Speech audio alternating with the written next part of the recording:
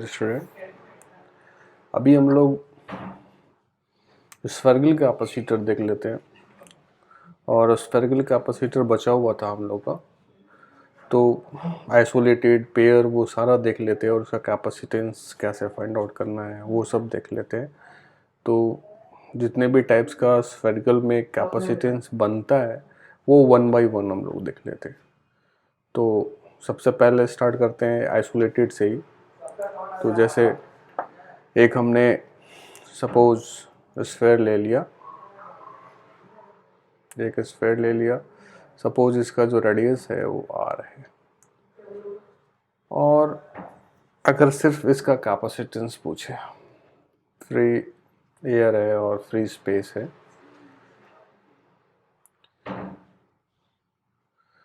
Free space है चारों तरफ। अगर इसका कैपेसिटेंस की बात करें, एक आइसोलेटेड है। आइसोलेटेड का मतलब इन्फिनिटी तक और कोई सा भी कंडक्टर नहीं है, यहाँ से लेके इन्फिनिटी तक।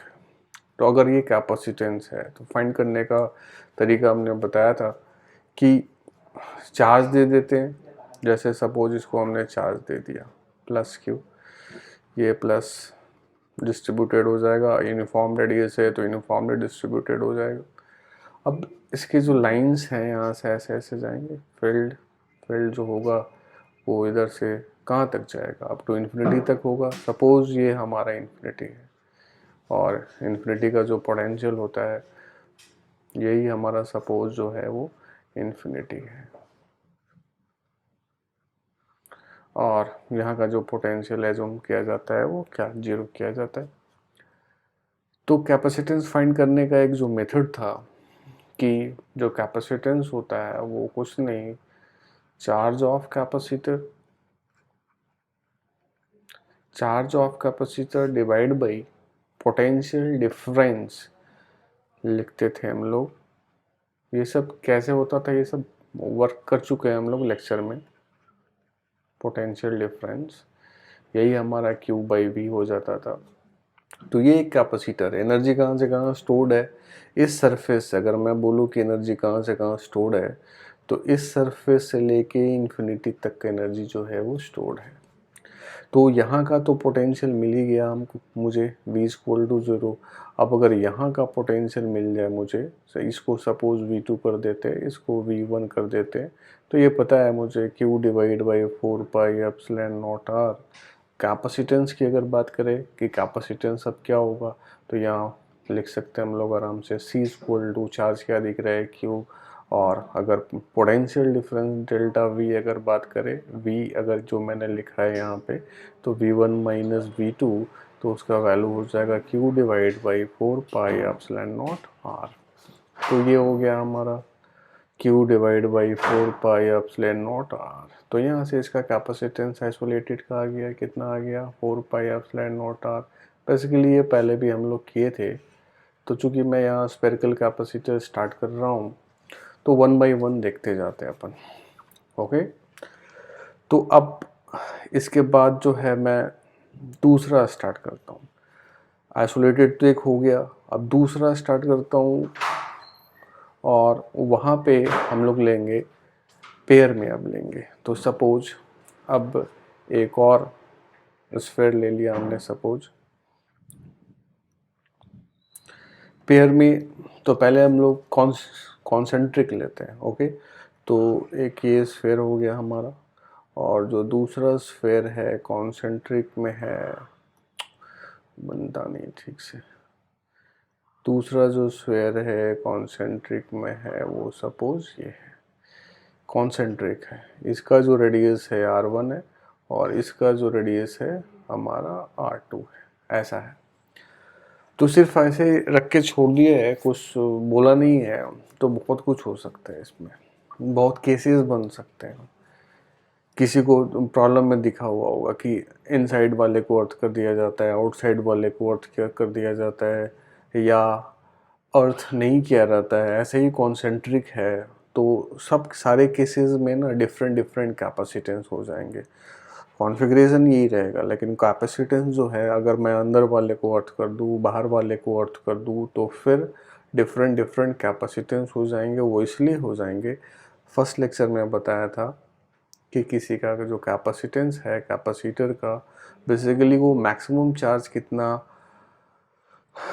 अवेल कर सकता है, मैक्सिमम चार्ज उस पर कितना हम प्लेस कर सकते हैं, ब्रेकडाउन नहीं हो, वो एनर्जी स्टोर करके रखने में कैपेबल हो। कैपेसिटेंस बेसिकली जो पर वोल्ट से जो अमाउंट ऑफ चार्ज जो रखने का कैपेबिलिटी है वही शो करता है कैपेसिटेंस। तो कैपेसिटेंस पहले लेक्चर में भी मैंने बताया था कि जो कैपेसिटेंस है, क्या कैपेसिटर है, तो सिर्फ ये बना दे, हम कंडक्टर बना दे, कॉन्फ़िगरेशन बना दे, साथ में उसका जो यूज है, बेसिक यूज जो है उसका, वो कैपेसिटर का यूज है एनर्जी स्टोर करके रखना by virtue of charge, static charge. Energy ज़्यादा रखना है तो चार्ज भी ज़्यादा होना चाहिए। जो इलेक्ट्रोस्टैटिक एनर्जी है वो स्टैटिक चार्ज के रीज़न से है। तो जानना होगा कि कहाँ से कहाँ ये जो एनर्जी है वो स्टोर करके रख रहा है। तो इसमें केस फर्स्ट लेते हैं। केस फर्स्ट ये लेते हैं, बाहर वाला जो सरफेस है ना उसको मैं अर्थ कर देता हूँ। सपोज ऐसा कर दिया मैंने, बाहर वाला जो सरफेस है उसको अर्थ कर दिया। तो अब कहाँ से कहाँ एनर्जी होगा वो देखना होगा। तो मान लिया सपोज हमने चार्ज दे दिया किसी ने, सपोज यहाँ पे क्यू चार्ज दे दिया, क्यू चार्ज दे दिया। अब यहाँ क्यू चार्ज है तो यहाँ क्या क्यू चार्ज आएगा, ये सब पिछले वाले चैप्टर में कर दिए थे। यहाँ आएगा माइनस क्यू, क्यों, कंडक्टर के अंदर में जो टोटल फील्ड होता है वो जीरो होता है। अब यहाँ पे भी चार्ज आएगा, चार्ज इस तरीके से आएगा कि आएगा नहीं आएगा कैसे फाइंड आउट करेंगे, जिसको अर्थ किया हुआ है उसका पोटेंशियल क्या होना चाहिए, जीरो। तो ये इसका अगर ये वन वाले का अगर यहाँ पे पोटेंशियल देखें हम, तो के क्यू बाई आर टू, और टू वाले के कारण मान लिया दे दिया हमने नाम इसको वन और इसको नाम दे दिया two. Then potential due to first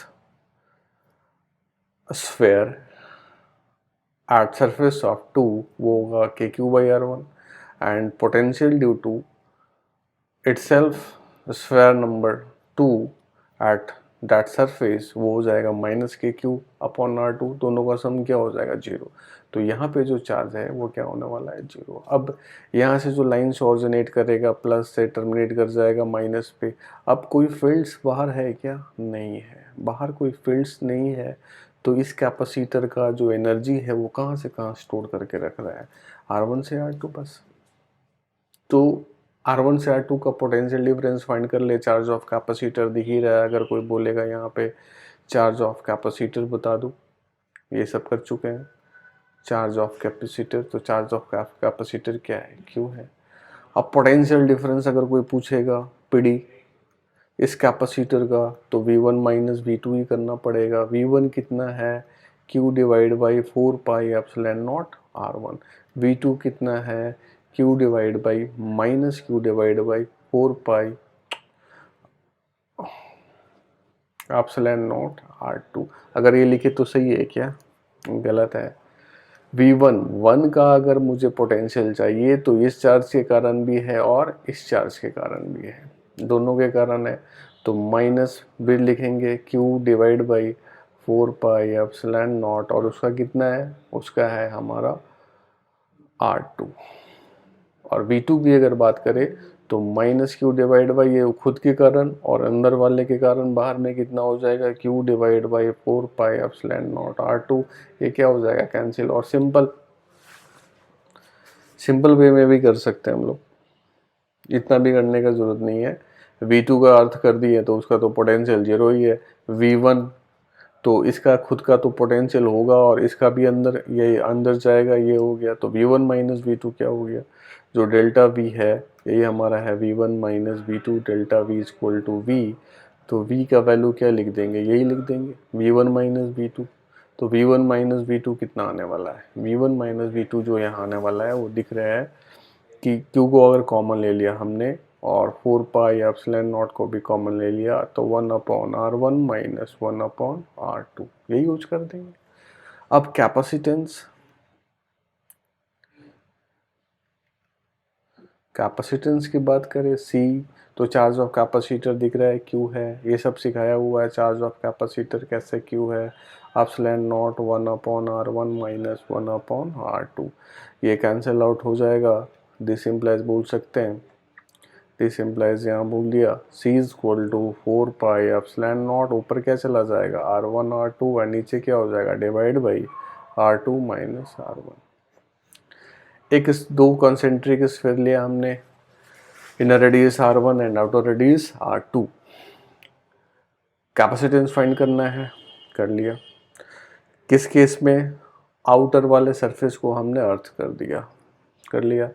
अब एक और देखते हैं, अब एक और क्या देखेंगे, अगेन कॉन्सेंट्रिक लेते हैं, फिर से वही कॉन्सेंट्रिक लिया हमने, सपोज करना है कॉन्सेंट्रिक ही है।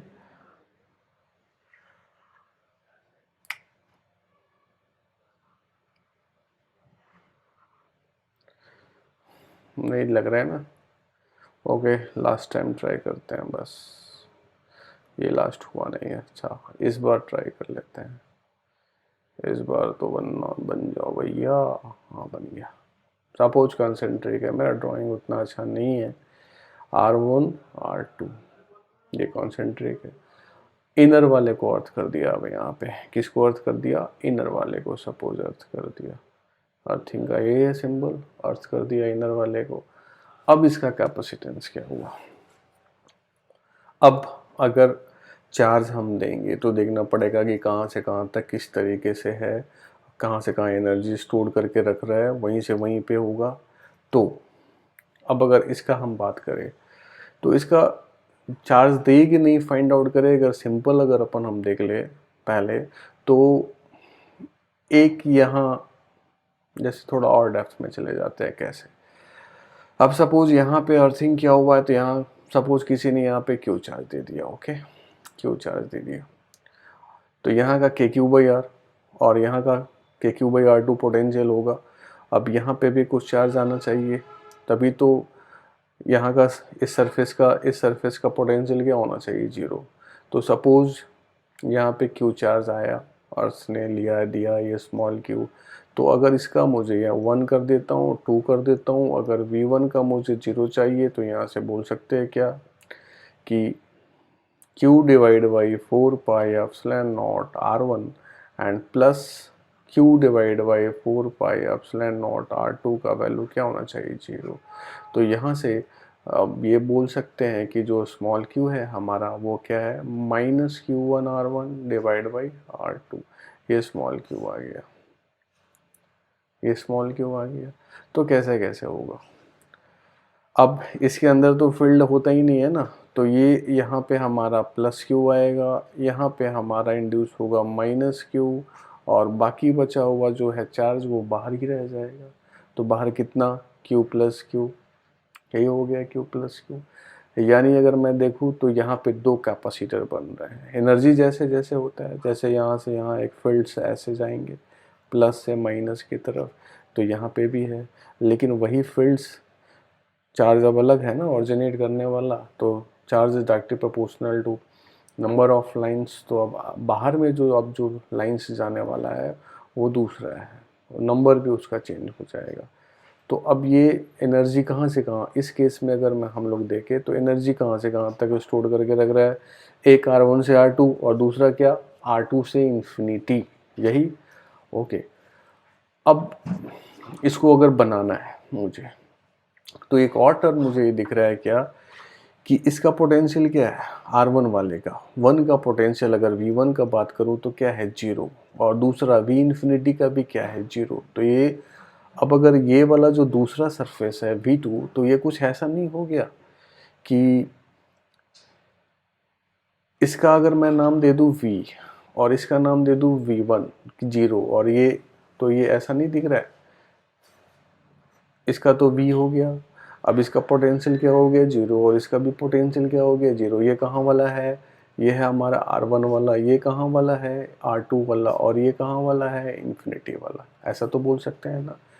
तो दो कैपेसिटर, ये C1 हो गया और C2, और कॉम्बिनेशन कैसा हुआ, दोनों के बीच तो पोटेंशियल डिफरेंस सेम ही है ना, दोनों के बीच पोटेंशियल डिफरेंस सेम है। तो किसी भी कैपेसिटर को शो करने का जो तरीका था उसको अगर यूज कर लें हम, तो यहाँ कुछ नहीं मुझे इस तरह का दिख रहा है कि C1 और C2 जो है वो कैसा कॉम्बिनेशन है, पैरेलल है। ये C1 हो गया और ये C2 हो गया। अब C1 का वैल्यू हम लोग पहले ही लिख चुके हैं। क्या लिख चुके हैं C1 का वैल्यू? C1 का वैल्यू लिख चुके हैं कि C1 जो है अभी पिछले में स्लाइडिंग में तो जो था, जैसे अगर मैं बात करूँ यहाँ अगर बात करें, यही तो है C1, R1 से R2 तक का ही तो है, और R1 से R2 तक का जो C1 है वो दिख रहा है हम लोग को। तो C1 का जो वैल्यू है वो है आपका 4 pi epsilon naught R2 minus R1 bracket divide by, sorry R1 R2 जाता है ऊपर,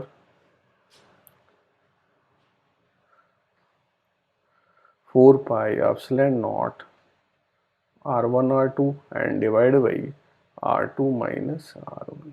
ये हमारा C1 है। और यहाँ C2 क्या है फिर? तो यहाँ C2 जो है हमारा ये वाला, वो एक आइसोलेटेड इन्फिनिटी से बाद वाला कैपेसिटेंस है। तो उसका जो वैल्यू है हमारा वो है 4 पाई एप्सिलॉन नॉट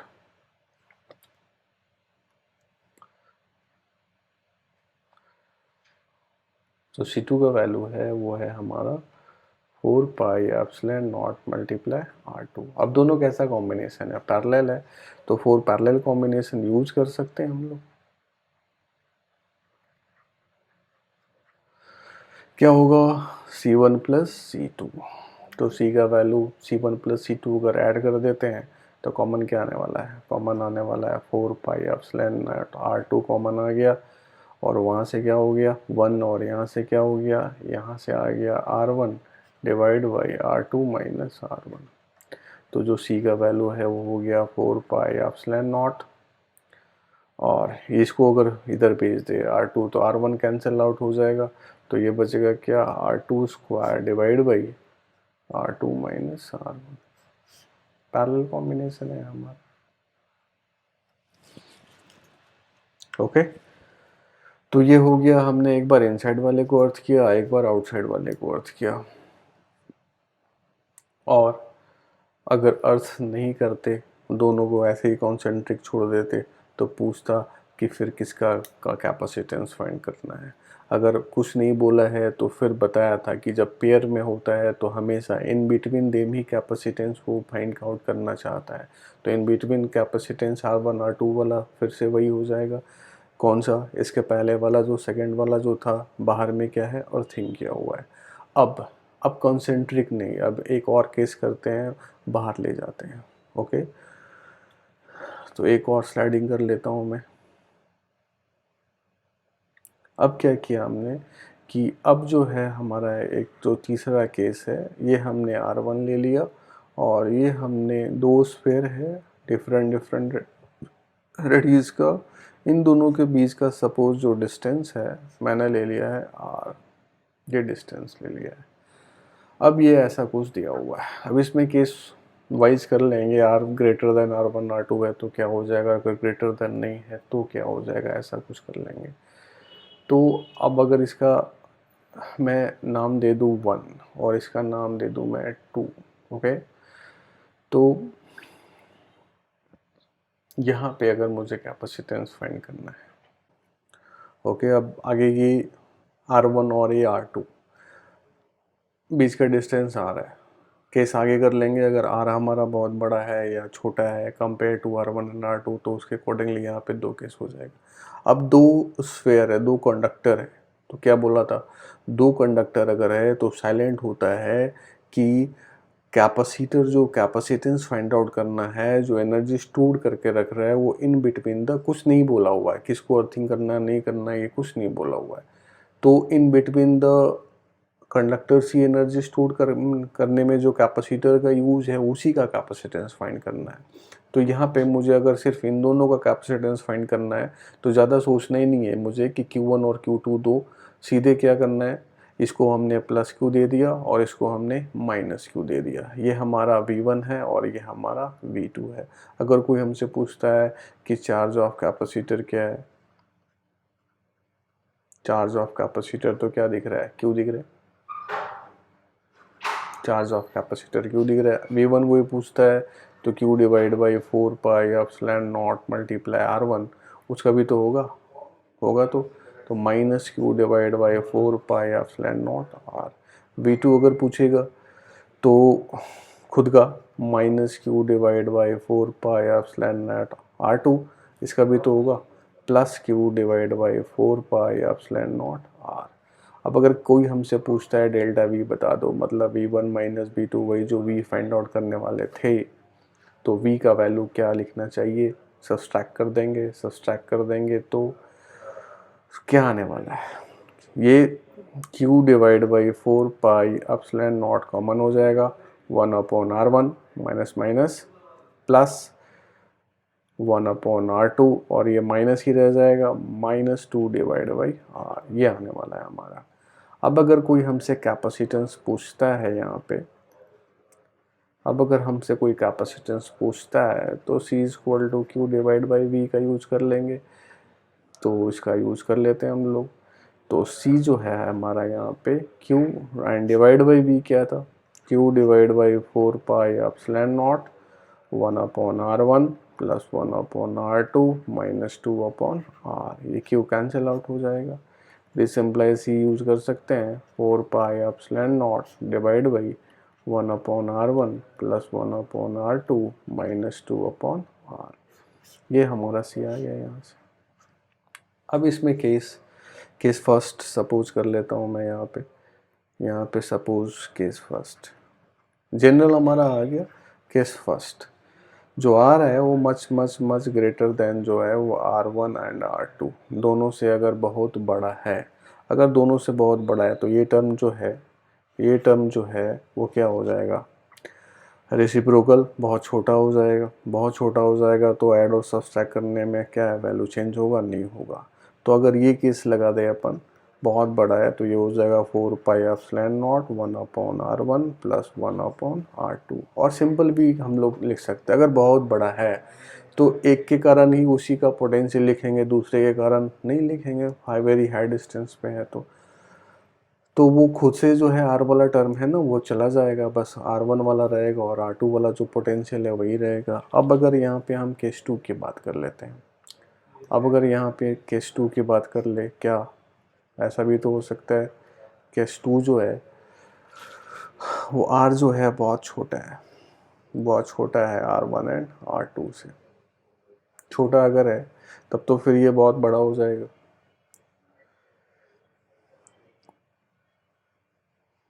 बहुत बड़ा अगर हो जाएगा तो ये बनेगा ही नहीं, छोटा तो रखना ही नहीं।